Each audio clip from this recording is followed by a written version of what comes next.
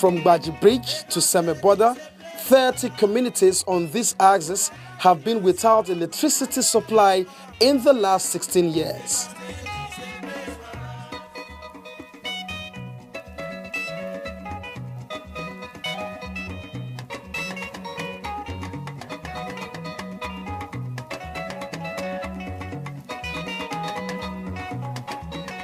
Kwame Kingdom is situated between the border of Nigeria and Benin to the west, to the Atlantic Ocean, and to Pashi border to the north, and to Woody border to the other west. And we have two kingdoms in Badagry West as I speak to you. We have Kwame Kingdom and Akpa. Those are the two kingdoms we have. And Kwame has a lot of potentials. You have dynamite that has not been tampered with there. You have petroleum at the Atlantic Ocean that has been discovered, and work is going on it by the OLAWALE group of company or so. And we have every other things. Like the border, we have 3 borders in Kwame Kingdom. Yes, we have the Semeboda international border, we have Owode, we have the Pashi border. It's been over 16 years now they gave us light. And when the last was, when they gave them light at the barrack, it was not extended to this side, to the shops. And we find it very difficult. Mostly we charge at charging centers. And most times I spend like 1-2 every day to buy petrol in my generator every day. I know how much that costs per month. It's very difficult because everywhere, especially when it's night, we find it very difficult. Everywhere is always dark. And we have these cases of rapists and everything. It's very, very difficult for us to, we don't know, this electricity stuff is really giving us headache in Semeboda. And since the creation and before the creation of the local council development area, this place has been in astute darkness. And the 16 years protest and so on that we led some times ago, it was just to cut the long story short.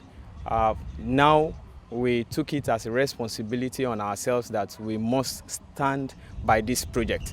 We were with the governor at the town hall meeting, the second quarter of it, and he encouraged the youth to be support to all government projects in their vicinities. And we have pledged our 100% security to secure all the materials and the equipment that will be brought by the contractors.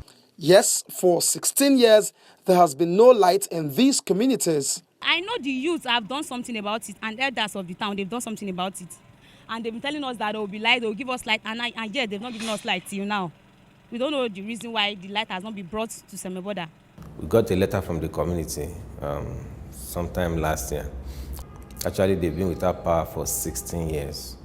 By next year, it will be 17 years that they've been without power. This is what happened. That community is serviced by a co-distribution company. Now, over time, the line developed a fault, and it was not corrected in good time. So vandals came and carted away a lot of the equipment, vandalized the line, stole away transformers. And what you find after that is a situation where they were completely cut off the national grid. Now, this is the 16th year that they've been off the national grid. And the communities we are referring to here are the communities close to the border, including the border posts between Nigeria and the Republic of Benin. That border post, where they stamp our passports when we are going across the West African coast, has not been on the national grid for 16 years. How much in terms of effects that brings can only be left to the imagination. I'm looking at it from the point of impact on our people. You see, a lot of people don't know what goes on. Without power, you can not be able to deliver on the health sector. If you can imagine hospitals not having power, it's a disaster. You're having to run on gen. You're having to run on gen. And you see, when you have a generator servicing a big hospital, You're talking about almost like 350 kVA, which, goes diesel. And now diesel price has doubled. So the hospitals are under pressure. The money they should use to buy a lot of their operating additives, they're not using it to run power. It's not sustainable. So we believe that our intervention in power is going to solve a lot of problems for Lagos State.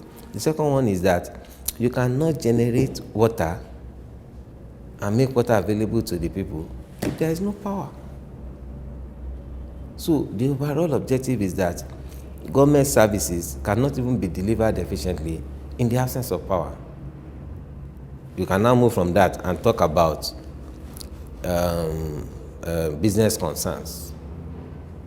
They must have power to stay in business and to be competitive and to be able to generate employment. We can't generate the employment, it's the private sector that can generate it. But to put the private sector in a position to be able to generate employment, we must give them power. That is the equation. So when we have this power, people can have water, people can be more secure and safe because we'll be able to light up everywhere, the streets. People can go drive home in the night and not be attacked on their way home. It puts the community in a position to get power. And with power, productivity starts to improve, and then cash flow keeps getting better. And then overall, the GDP grows, the economy is better for it, employment continues to be created, and then more power is put into the system, because as you provide power, a lot of the suppressed demand starts to come up. And it's a big business for everybody. On arrival, we were confronted with a barrage of complaints and the consequences of living in these communities without energy in homes and business concerns.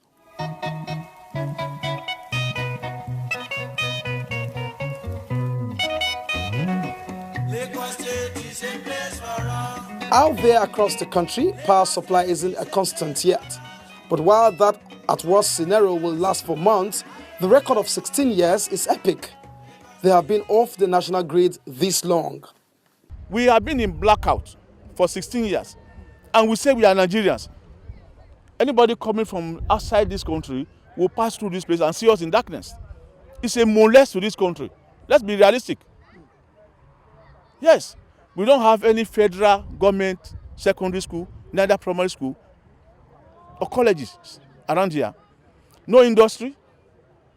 Then, if all these things are not there, where will our youth that are graduating get the job? There's no any white collar job for us, nothing. We go to the swamp. Our youth, after schooling, they go to the swamp or they go to the sea to seek for their living. How long will we continue in that condition? It makes me feel bad because as a student, I'm not even proud to bring my student from other towns to come here. As a student, I'm not proud to bring my student, my friends. As you know, when you go as student, you meet new friends, you make new friends from different towns. They talk about their towns. I'm not proud to talk about top, especially in terms of electricity. I'm not proud of it. It makes me feel bad about electricity. Everything is affecting everybody because all of them supposed to be living a normal life. But as we are here now, we are all managing. Nobody is living the normal life. So that was the impact on the business and on we people that are doing the business here in Seme. I know the discomfort I go through when I don't see what we call NEPA lights in 1 week or 2 weeks. Now I can imagine some communities not having that access for upward of 16 years. It's not a good thing. And that's why I was alarmed when I got their letter and I quickly went there to inspect. The governor too was alarmed to realize that within the territory of Lagos we're having this kind of situation. But that's history now. We've been working there for the past 2.5 months. I'm sure by the end of September, thereabout, we should be able to have completed the intervention process.